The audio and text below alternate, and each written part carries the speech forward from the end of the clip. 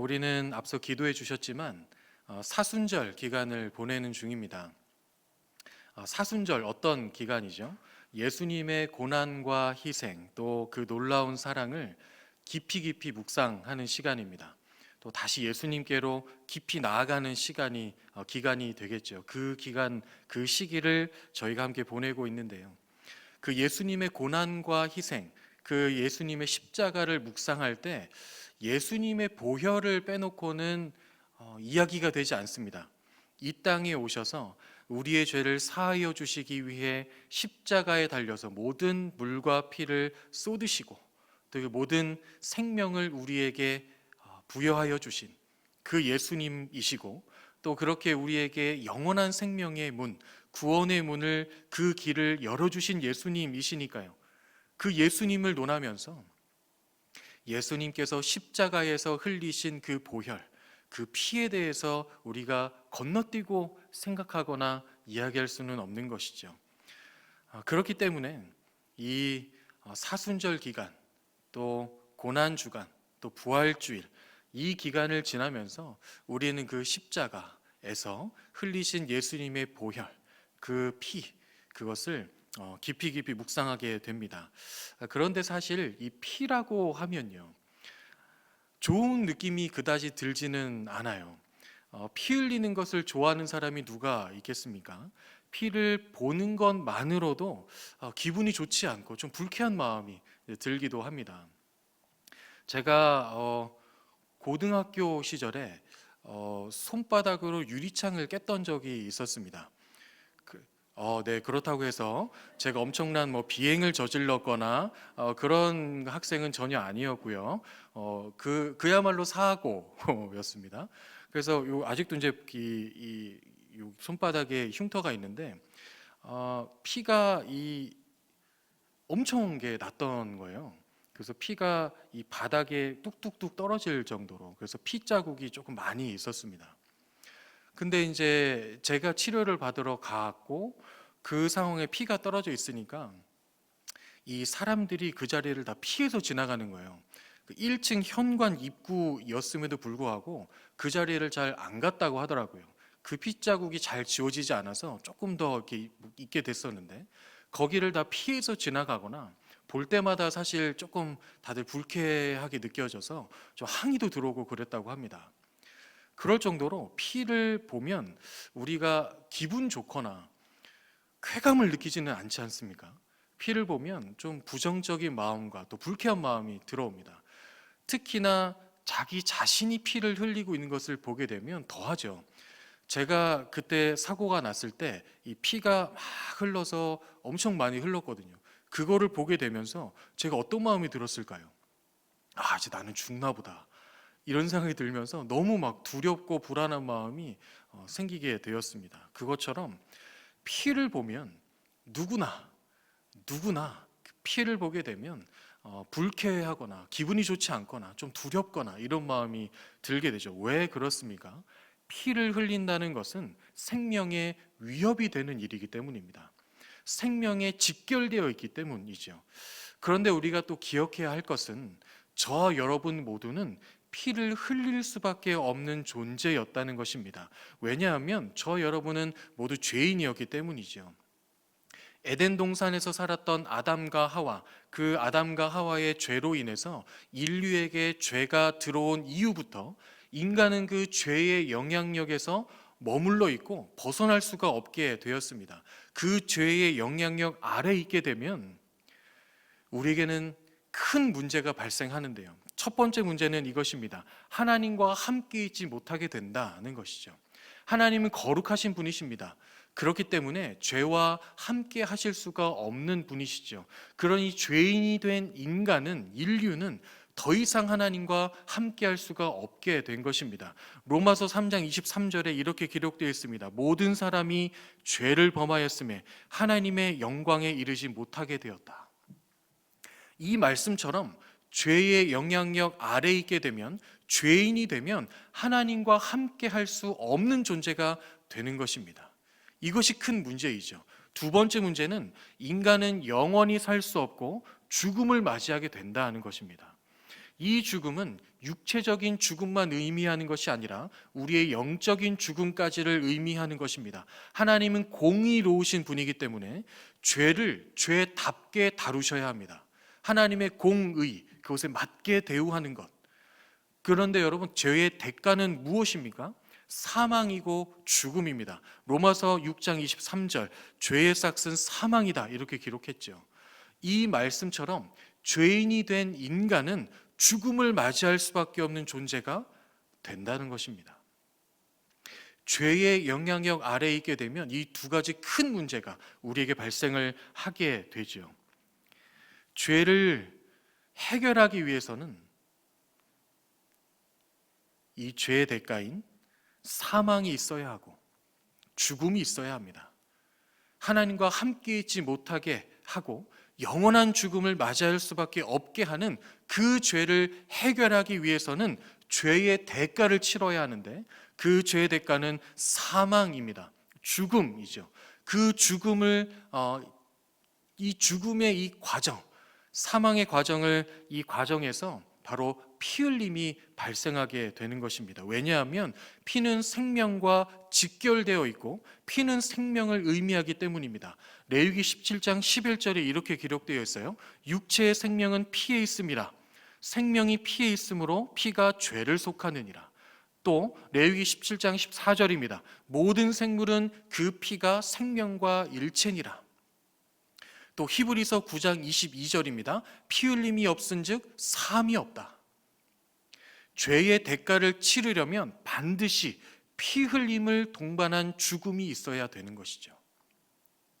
이것을 조금 더 확실하게 보려면 구약 때를 보아야 합니다. 죄를 지어서 에덴 동산에서 쫓겨날 수밖에 없었던 아담과 하와. 그 아담과 하와가 에덴 동산에서 쫓겨나는 그 때에 하나님이 어떤 옷을 지어서 입히십니까? 가죽옷이었죠. 가죽으로 옷을 만들려면 그 가죽의 주인인 짐승이 죽어야 합니다. 피를 흘려야 합니다. 그것을 통해서 가죽을 벗겨내고 그 가죽으로 옷을 입혀서 입혔던 것이죠. 또 6월절의 기원인 출애굽, 그 출애굽의 마지막 재앙, 10가지 재앙 중에 마지막 재앙, 장자의 재앙이 있었죠. 그 장자의 재앙에서 벗어나려면, 장자의 죽음을 면하려면 어떻게 해야 했습니까? 어린 양을 잡아서 피를 흘려서 그 피를 문설주에 바르는 것이었습니다. 또 구약의 제사를 보시죠. 자신의 죄를 해결하기 위해서 자신이 데려온 그 가축, 제물에게 죄를 전가시키고 그 제물을 잡고 피를 흘려서 그 피를, 그것을 죄를 지은 사람 대신 죽게 하였습니다. 이렇듯 영원한 죽음에서 머무는 것이 아니라 하나님과 영원히 함께하려면 이 피 흘림과 죽음을 통해서 죄의 대가를 치르고 죄를 해결해야 한다는 것입니다. 그런데 여기서 또 우리가 주목해야 하는 것은 자신의 죄를 자기 스스로 해결할 수 없었다는 것이죠. 인간의 죄를 해결하기 위해서 아담과 하와에게 입혔던 가죽의 주인인 짐승이 죽었고, 양이 죽었고, 내가 기르던 가축이 죽었습니다. 내 안에서 나온 무언가로 해결할 수 없었던 것이죠. 해결할 수 못했던 것입니다. 지금 언급했던 모든 방법들은 하나님께서 인간에게 알려주신, 마련해 주신 방법입니다. 인간의 지혜로 낸 것이 아니라는 것이죠. 죄인이 된 인간은 인간을 얽매고 있는 이 죄의 영향력에서 스스로 벗어날 수가 없습니다. 그럴 능력도 없고, 그럴 지혜도 없고, 그럴 힘도 없고, 그럴 수 있는 공로도, 의도 아무것도 없습니다. 인간이 할 수 있는 것은 아무것도 없었다는 것이죠. 그저 죄의 영향력이 이끌어가는 대로 영원한 죽음을 향해 갈 수밖에 없었던, 아무런 희망도 소망도 없었던 그런 존재였습니다. 그런데 이것은 하나님께도 아주 큰 근심거리가 되었습니다. 왜냐하면 하나님께서 인간을 특별하게 창조하셨고 그 인간을 너무나도 아끼고 사랑하시기 때문에 계속해서 함께하고 싶으셨던 것입니다. 간절하게 원하셨던 것이죠. 공의로우신 하나님이시지만 위대한 사랑, 우리가 가늠할 수 없는 사랑을 인간에게 주시는 하나님이시기 때문에 우리와 함께 하시기를 온 마음을 다해 원하셨던 것입니다. 그래서 피 흘림을, 이 죄의 대가를 인간 대신 치러줄, 인간 대신 피를 흘려줄 대상을 친히 마련하여 주신 것입니다. 구약시대 때는 자신이 키우던 흠이 없는 제물을 삼아 주셨지요. 하지만 그 제물로도 영원히 인간을 죄로부터 해방시키실 수 없었습니다. 왜냐하면 인간이 자꾸만 죄를 짓는 것이죠. 제사를 드리고 제물을 바치고 죄 용서를 받았음에도 불구하고 그 이후에도 계속해서 죄를 짓는 것입니다. 계속해서 죄를 짓는 것이죠. 아무리 많은 제물을 드려도 인간의 죄가 끊이지 않았던 것입니다.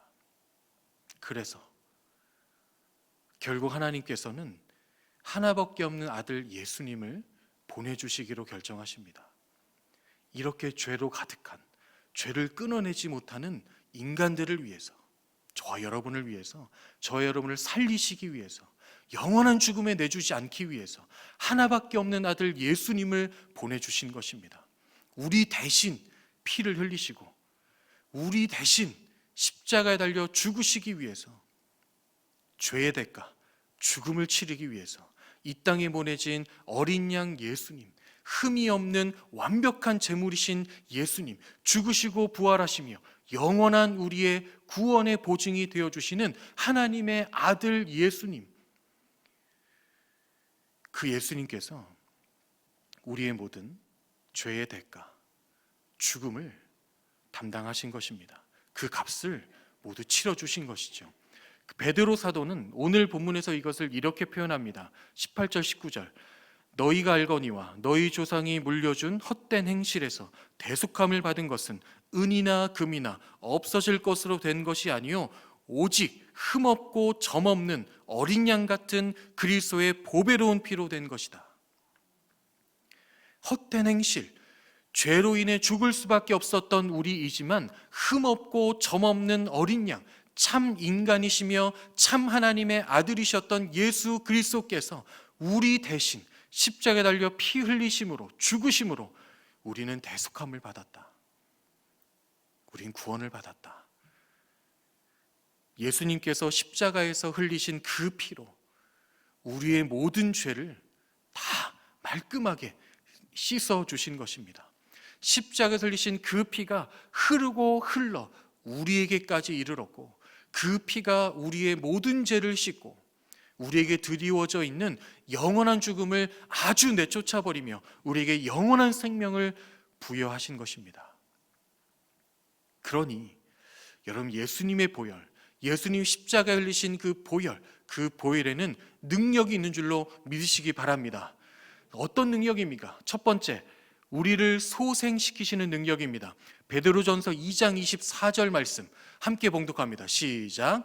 친히 나무에 달려 그 몸으로 우리 죄를 담당하셨으니 이는 우리로 죄로 대하여 죽고 의에 대하여 살게 하려 하심이라.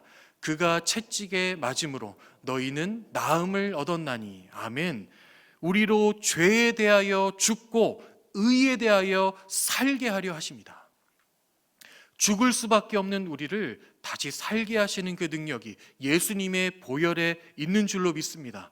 죽는다는 것은 모든 희망이 절망으로 변하는 것입니다. 죽음의 희망이 어디 있습니까? 죽음의 소망이 어디 있습니까? 아무것도 없죠. 예수님의 보혈은 그 죽음에서 우리를 다시 살게 하십니다. 예수님의 보혈은 모든 절망을 희망과 소망으로 바꾸어 주십니다. 우리 안에 있는 모든 어둠을 몰아내고 다시 밝은 빛을 비추어 주시며 우리를 소생시키십니다. 우리 안에 있는 모든 절망을 몰아내고 다시 희망과 소망으로 우리를 소생시키십니다. 우리 안에 있는 모든 아픔과 상처를 몰아내시고 다시 굳건한 믿음으로 우리를 소생시키십니다. 예수님의 보혈은 우리를 소생시키십니다. 그 소생케 하시는 보혈의 능력이 우리 모두에게 임하기를 축복합니다.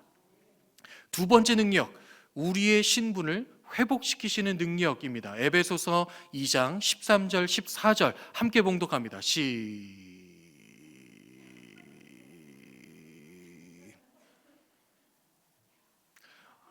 없으면 제가 읽어드릴게요. 제가 봉독합니다. 이제는 멀리 있던 너희가 그리스도 예수 안에서 그리스도의 피로 가까워졌느니라. 그는 우리의 화평이신지라. 둘로 하나를 만드사 원수된 것 곧 중간에 막힌 담을 자기 육체로 허시고. 죽을 수밖에 없는 죄인이 되었다는 것은 더 이상 하나님의 자녀가 아니라는 것입니다. 더 이상 하나님의 자녀가 아니라 죄의 자녀가 되었다는 것이죠. 하나님과 함께 할 수 없는 원수지간이 되었다. 원수의 관계가 되었다는 것입니다. 예수님의 보혈은 그런 우리를 다시 하나님의 자녀로 회복시켜 주십니다. 다시 하나님을 나의 아버지라 부를 수 있도록 우리를 하나님과 자녀된 관계, 하나님을 아버지라 부르는 그 관계로 회복시켜 주십니다. 여러분, 때로는 우리가 살아가면서 이런저런 죄를 짓기도 하죠. 죄에 넘어지기도 합니다. 하지만 여러분, 우리에게는 예수님의 보혈이 흐르고 있다는 것을 기억하시기 바랍니다. 예수님의 보혈을 의지하게 되면 우리는 다시 하나님을 아버지라 부를 수 있게 되는 것이죠. 왜냐하면 그 보혈의 능력이 우리의 죄를 사하여 주시기 때문입니다. 우리를 다시 하나님의 자녀로 회복시켜 주시기 때문입니다. 그 예수님의 보혈의 능력을 의지하게 되면 우리는 다시 여전히 하나님을 아버지라 부르는, 하나님의 사랑을 받는 하나님의 자녀, 하나님의 아들, 하나님의 딸로 살아갈 수 있는 것입니다.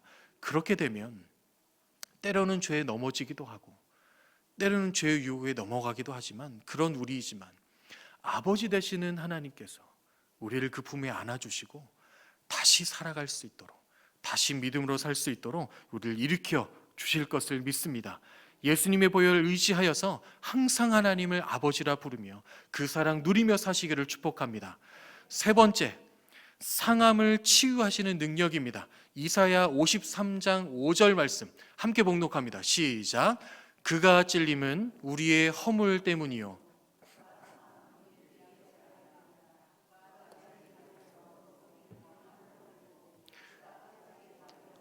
우리는 나음을 받았도다. 아멘. 여기서 우리는 나음을 받았도다에 해당하는 영어는 We are healed입니다. 치료받았다 하는 것이죠. 치료되었다 하는 것입니다. 치유되었다 하는 것이죠. 죄는 우리를 상하게 만듭니다. 하나님과의 관계가 깨져서 상하게 되고 그 관계 가운데 살아가다 보니 세상의 공격과 도전에 깨져서 상하게 되고, 죄는 우리가 이 세상을 고단하게 살도록 만들었으니 세상의 고단함과 척박함과 강팍함에 깨져서 여기저기 상한 우리의 몸과 마음을, 그렇게 살아가고 있는 우리를 예수님의 보혈이 치료하시고 치유하시는 줄로 믿습니다. 여러분 안에 이런 상함이 있으십니까? 하나님과의 관계에서 깨지기 때문에 생긴 그 상함, 그 깨진 관계 가운데 꾸역꾸역 삶을 살아내기 때문에 이 삶 속에서 생기는 그런 상함과 그런 아픔, 이 세상을 살아가며 고단하기 때문에, 척박한 땅을 계속해서 걸어가기 때문에 그런 가운데 생겨나는 그 상함과 아픔, 여러분, 그 상함이 여러분에게 있으십니까?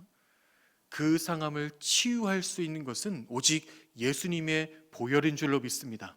세상의 그 어떠한 것이 그것을 치료할 수 없고 치유할 수 없습니다.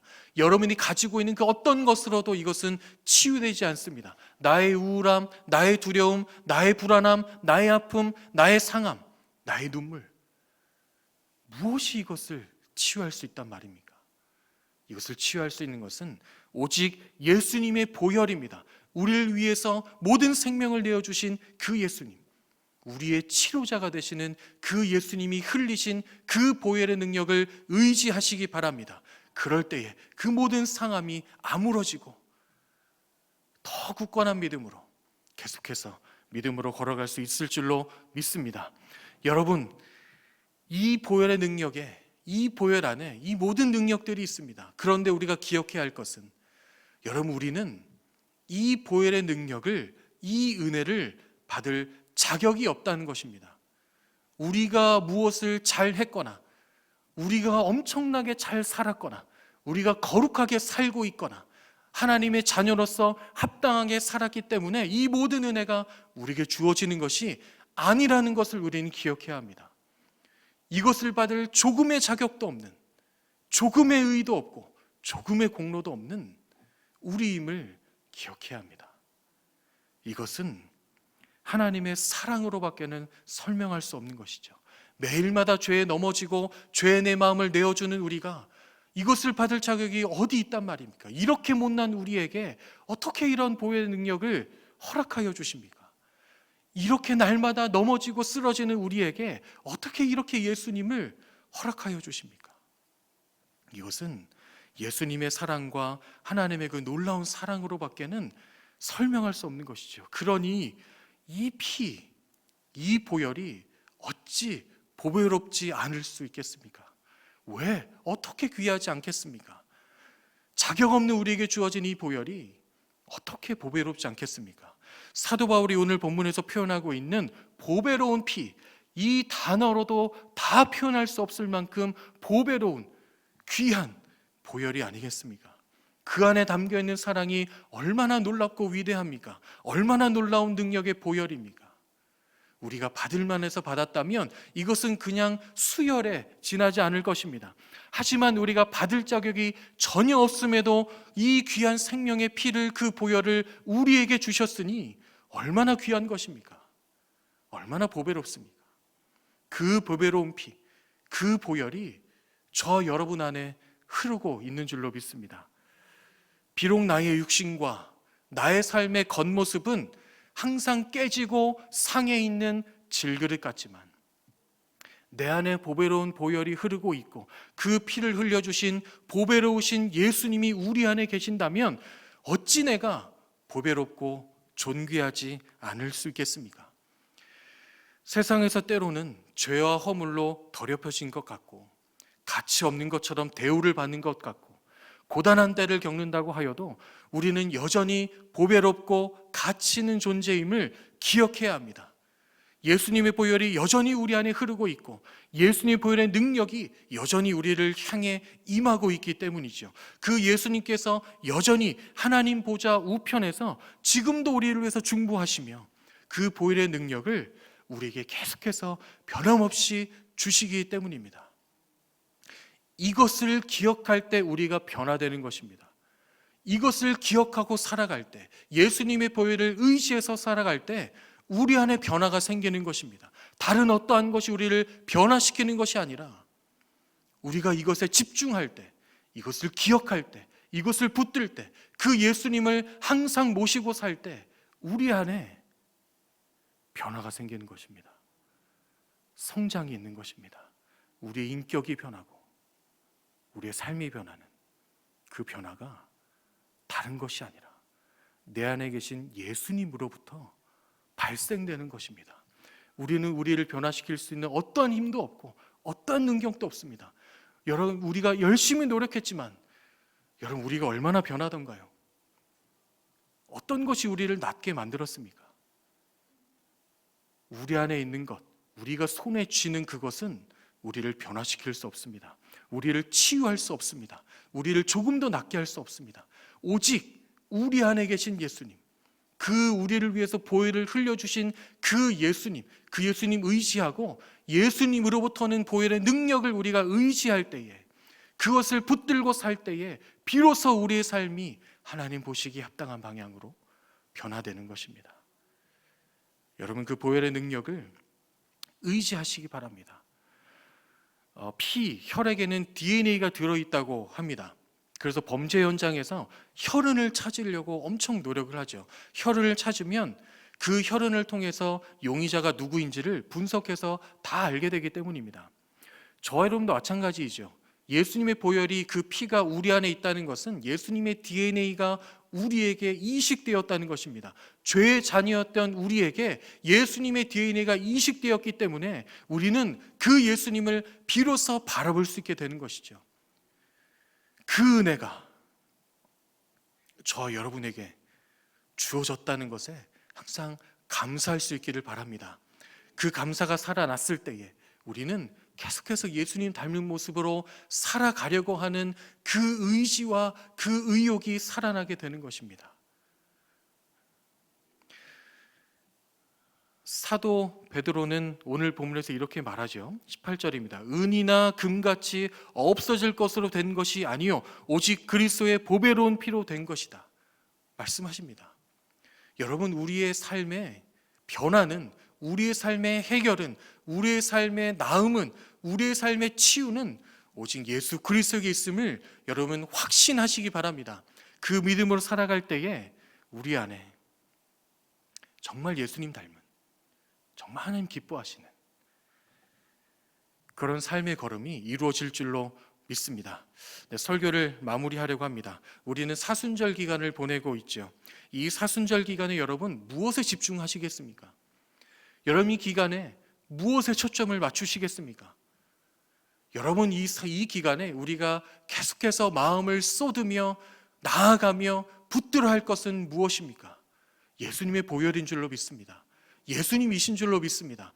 우리의 다른 어떤 것은 이 기간만이라도 내려놓고 우리의 어떠함, 우리의 어떤 것, 나의 평안, 나의 어떤 것, 이것이 아니라 우리 안에 생명의 주인으로 오신 그 예수님, 우리를 위해 기꺼이 십자가를 지신 그 예수님, 그 보혈의 능력으로 우리를 구원하시고 치유하시고 우리를 회복시키시는, 소생케 하시는 그 예수님께 모든 초점을 맞추며 나아가는 이 사순절 기간이 되시기를 축복합니다.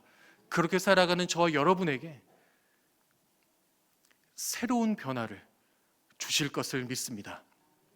이 설교를 준비하면서 입가에 계속 맴돌았던 찬송가가 있었습니다. 이것을 나누면서 설교를 마치도록 하겠습니다. 찬송가 251장인데요. 놀랍다 주님의 큰 은혜라는 찬송가입니다.